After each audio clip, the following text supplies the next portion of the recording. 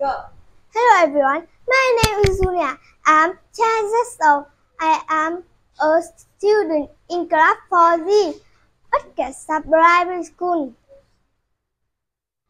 Others. Kesa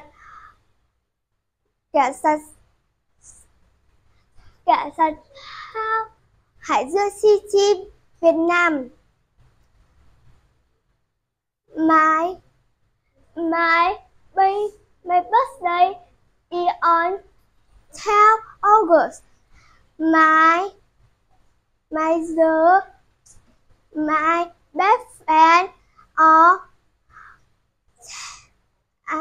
Jamie, Huyền, Nhi, and Chi.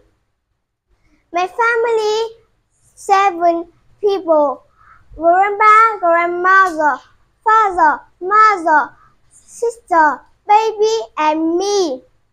Hobbies: I like capybara, I like cats, I like beauty, I like yellow, I like art. Thank you for watching. Goodbye.